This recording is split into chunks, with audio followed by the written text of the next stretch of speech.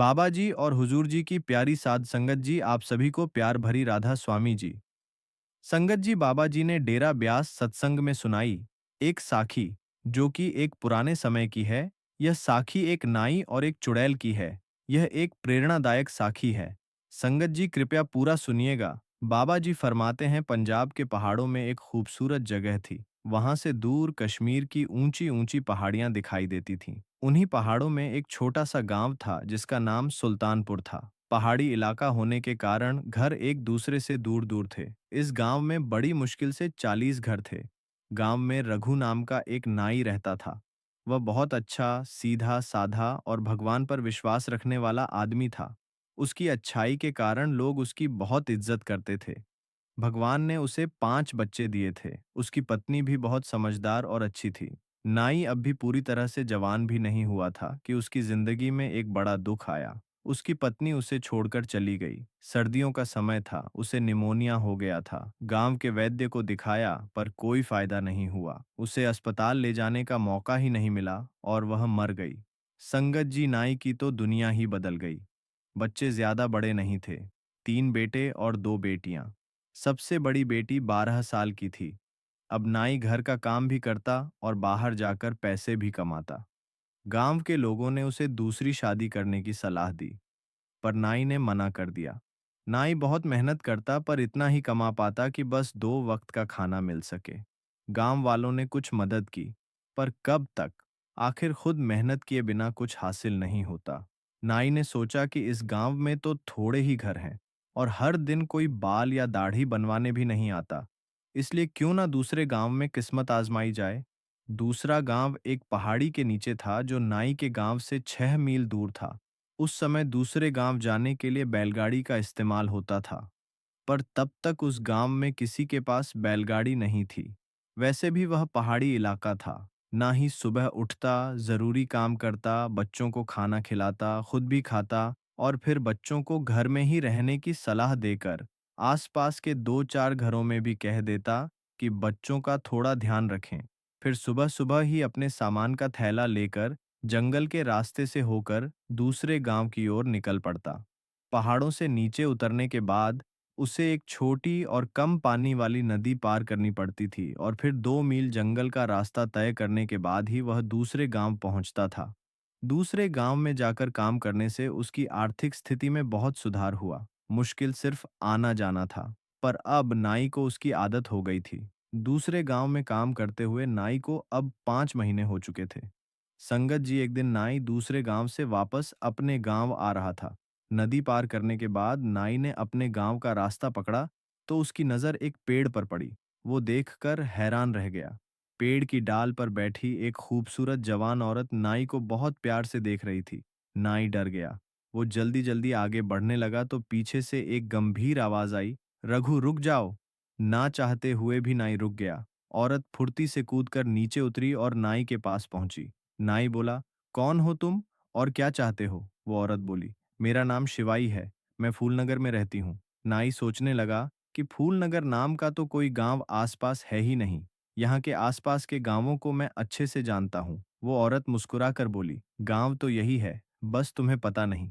नाई बोला, मैं क्या करूं? औरत बोली, रघु, मैं तुम्हें हर दिन यहाँ से जाते देखती हूँ। आज तुमसे बात करने का मन चाहा तो चली आई। नाई बोला, घर में मेरे बच्चे मेरा इंतजार कर रहे हैं। मुझे जल्दी जाना है, मेरे पास अभी बात करने का समय नहीं है।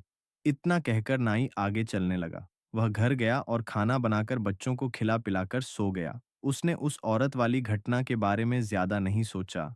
अगले 2-3 दिन तक नाई को वो औरत नहीं मिली, क्योंकि अब दिन जल्दी जल्दी ढलने लगा था। नाई अब अपने साथ एक छोटी सी लालटेन रखने लगा था। 5वें दिन फिर वो औरत नाई को उसी जगह पर मिली। आज नाई को वो औरत लालटेन की रोशनी में थोड़ी डरावनी लग रही थी। एक पल के लिए तो नाई डर गया और बोला, मेरा रास्ता छोड़ो। नाई बोला, क्या बात करनी है तुम्हें? इस समय घर से निकल आते हो? क्या तुम्हें घर वाले रोकते टोकते नहीं? औरत बोली, मुझे कौन रोक टोक सकता है? नाई ने कहा, तो फिर तुम्हारे घर वाले लापरवाह हैं। औरत बोली, रघु, मुझे कोई रोक ही नहीं सकता। मैं तुम्हें दिल से पसंद करती हूँ। मैं तुम्हें पिछले 2 महीनों से यहाँ से गुजरते देख रही हूँ। जब मैंने तुम्हें पहली बार यहाँ से गुजरते देखा तो देखती ही रह गई थी। नाई ने कहा, मेरे 5 बच्चे हैं, मेरे पास इन बातों के लिए बिल्कुल समय नहीं है। औरत बोली, रघु, तुम कुछ ना कहो, मैं तुम्हारे बारे में सब जानती हूँ। क्या तुम मुझसे शादी करोगे? उसकी इस बात पर ना ही हक्का बक्का रह गया। ना ही बोला, मैं तुम्हें जानता तक नहीं। शादी की बात तो दूर की है, मेरे बच्चों का पेट मुश्किल से पाल पाता हूँ। शादी का बोझ उठाना अब मेरे बस में नहीं। औरत बोली, रघु, अगर तुम मुझसे शादी कर लोगे तो तुम्हारे घर की हालत अच्छी हो सकती है। नाई ने कहा, अरे वाह, तुम्हारे पास क्या अलादीन का चिराग है? औरत बोली, सोच लेना रघु, मैं तुम्हें यहीं मिलती रहूंगी।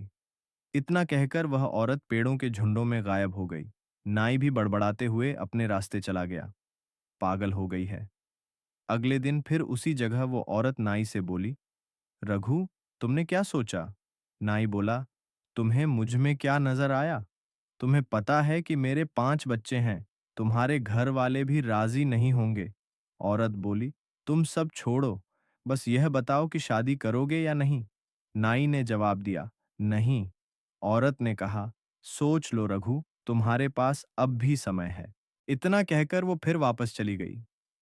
अगले दिन नाई का काम में मन बिल्कुल नहीं लगा। वो जिस गांव में काम करने जाता था, उस गांव में एक सबसे ज्यादा उम्र का आदमी भी था। नाई अब उसके पास गया और खुद के साथ हो रही वह सारी घटना उसे बताई। वो बुजुर्ग बोला, रघु, मैंने भी फूलनगर नाम का गांव आज तक नहीं सुना। बुजुर्ग ने कहा, रघु, तुम जल्दी जाओ। अगर आज वह तुम्हें मिले तो उसे बातों में उलझाकर रखना और उसकी आंखों को ध्यान से देखना कि वह अपनी पलकें झपकती है या नहीं। एक बात और, तुम उसके पैर भी देखना कि पंजे किस तरफ है। कल आकर तुम मुझे यह सब बताना। इतना कहकर बुजुर्ग कुछ सोचने लगा। नाई ने अब अपने गांव का रास्ता लिया। नाई जब नदी पार करके उसी जगह पहुंचा तो वह औरत वहीं उस पेड़ पर बैठी नजर आई। नाई ने उसे ध्यान से देखा।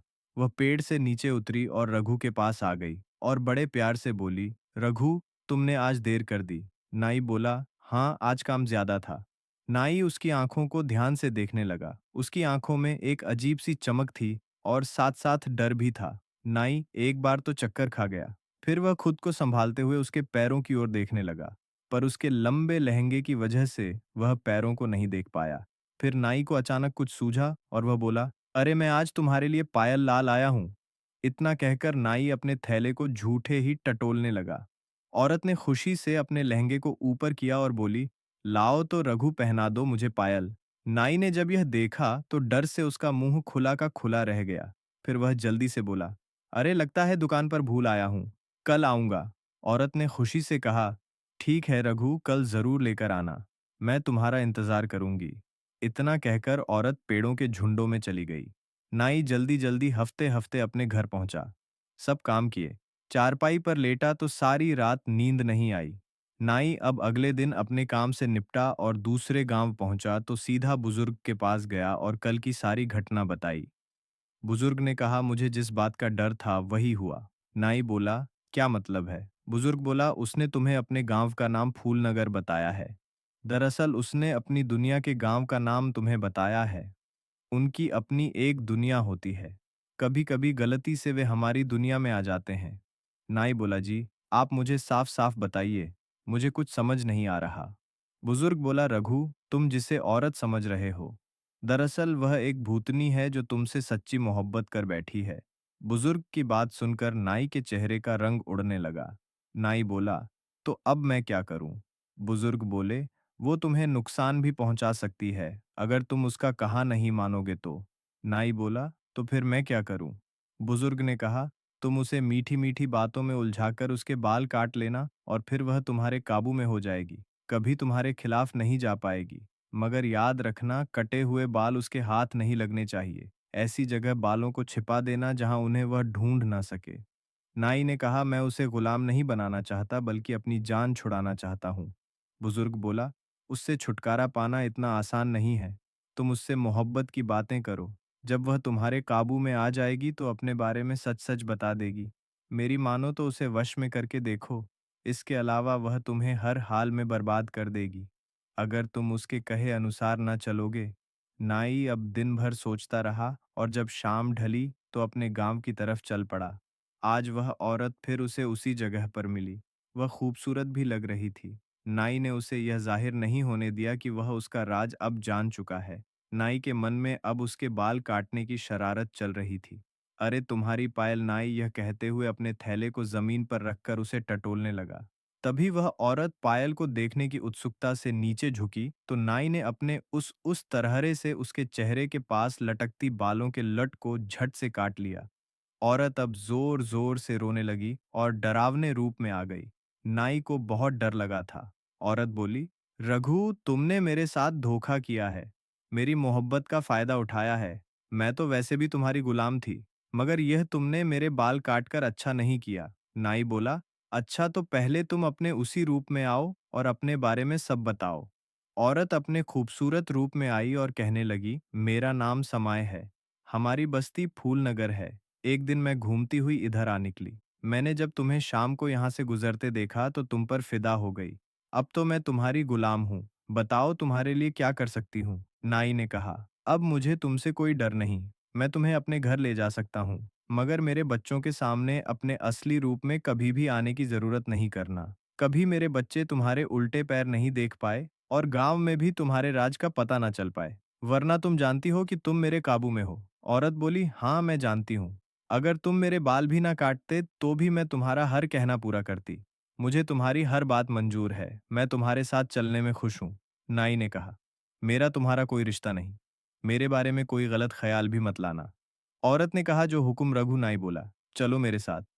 वो नाई के साथ साथ चलने लगी। घर पहुंचे तो उसकी बेटी ने पूछा, बापू, ये कौन है? नाई ने कहा, बेटा, ये तुम्हारी नई माँ है। बच्चे घर में माँ को पाकर बहुत खुश हुए। नाई खाना बनाने लगा तो औरत बोली, आज से तुम खाना बनाने के झंझट से आजाद हो। घर के काम की सारी जिम्मेदारी मेरी है। सच में नाई की दुनिया ही बदल गई। सब काम घर के अपने आप होने लगे।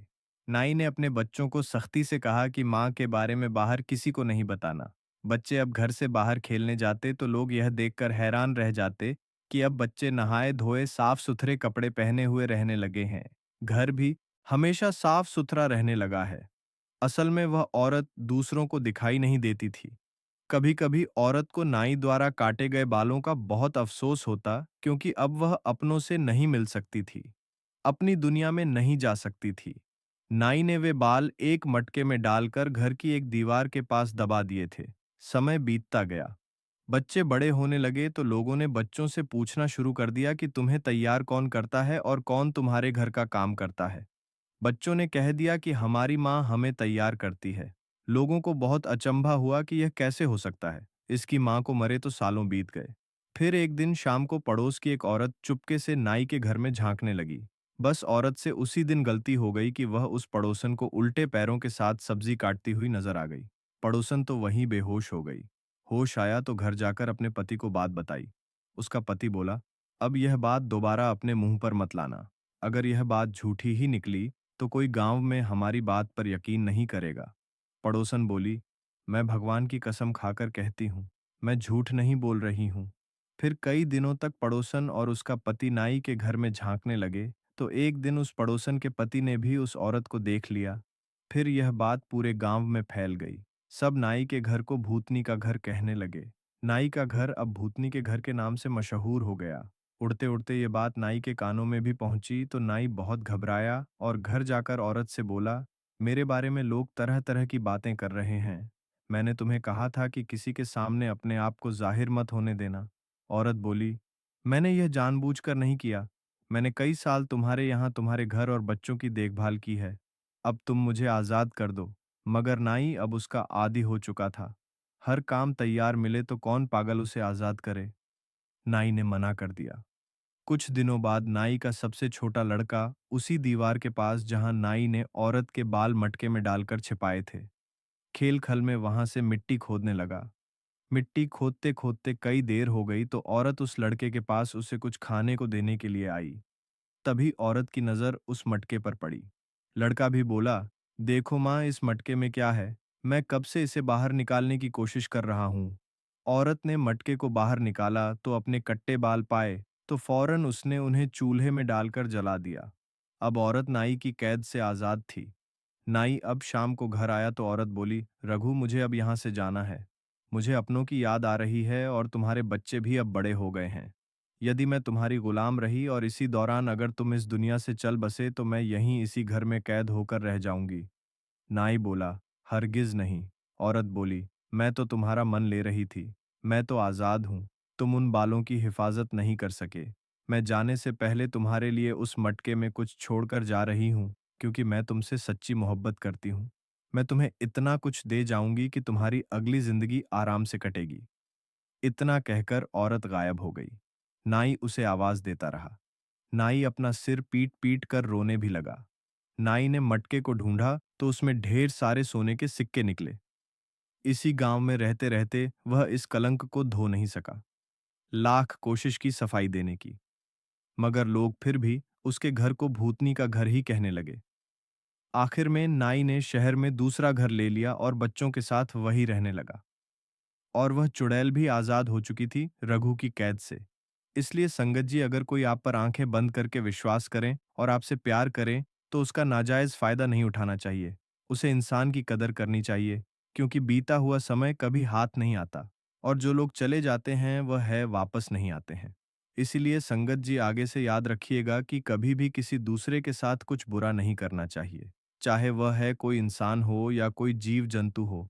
किसी का कभी विश्वास नहीं तोड़ना चाहिए। तो संगत जी, कैसी लगी आपको ये साखी, हमें कमेंट बॉक्स में ज़रूर बताएं ताकि हम आपको ऐसी ही साखियां सुना सके। और हाँ, कमेंट बॉक्स में राधा स्वामी जी भी लिख दीजिएगा। अगर आप हमारे चैनल पर नए हैं तो हमारे चैनल नाम रतन को लाइक और सब्सक्राइब भी कर दीजिए। राधा स्वामी जी।